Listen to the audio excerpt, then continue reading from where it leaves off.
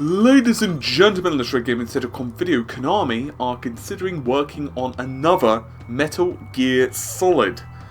I'm going to let that sink in for a moment, because according to the printed edition of the Nikkei, there are internal discussions over at Konami on whether they should release another title in the rather popular series. Now, to say that Konami and mystery are synonymous is a bit of an understatement. At this point, I'm fairly sure that they are going to be part and parcel with one another in the dictionary. Details are fairly thin on the ground, as one would expect, but there is one quote, and that is, when we start development, a large-scale investment will become necessary, which would likely indicate that it is a full game, theoretically. I mean, theoretically, large-scale investment is a bit ambiguous, to say the least. So we don't know, for example, about the release date, what platforms it's going to be shooting for, that type of stuff. All they're doing is examining plans for Metal Gear, which isn't really a surprise considering that Metal Gear Solid 5, The Phantom Pain, was pretty successful. It sold around 5 million copies over the world, which is pretty... It's all a bit of a mystery though, because there is another report that's going about, and once again this is unconfirmed. You'll notice how a lot of stuff with Konami is unconfirmed, because for example, and this is somewhat of a segue / going back on myself just for a moment, you may recall that Hideo Kojima is leaving the company. No, he's not. Yes, he is. No, he's not. Yes, he is. No, he's not. Yes, he is. He's on vacation, says Konami. And yet his co-workers seem rather certain that, no, actually he's gone. It's just completely and utterly bizarre. It really is. And another report that's just come out today, which makes it even more strange, is the Duke Nukem co-creator, Georges Brassard. Hopefully I pronounced his name correctly. I'll spell it out for you. BROUSSARD, and then I'm pretty sure you can spell George. He has said, breaking, rumour tells me that Konami has shut down the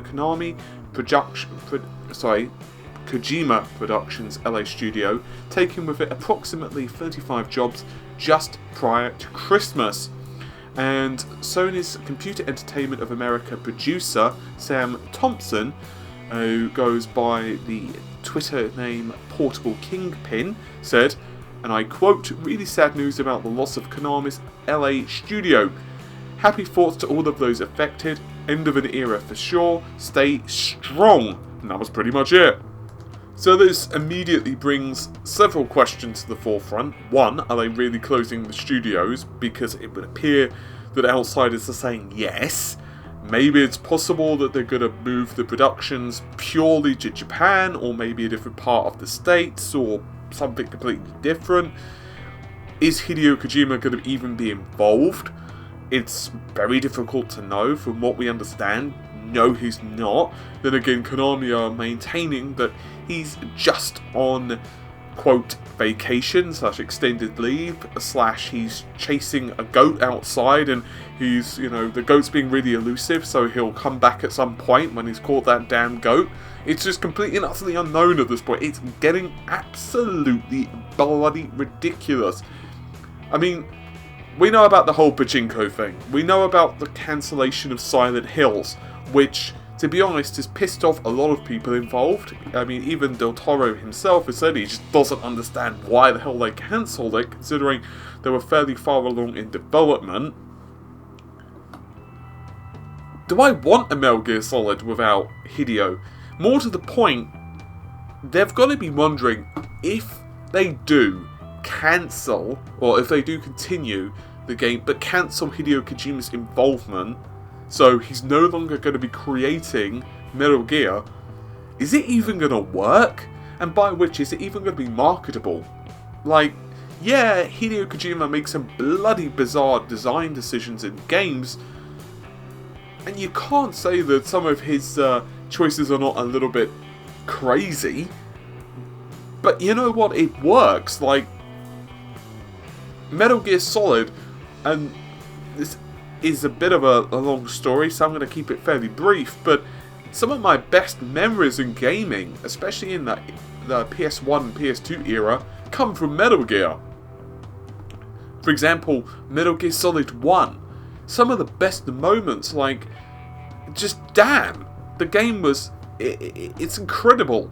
Metal Gear Solid 4, incredible game. I honestly had chills in certain parts of Metal Gear Solid 4.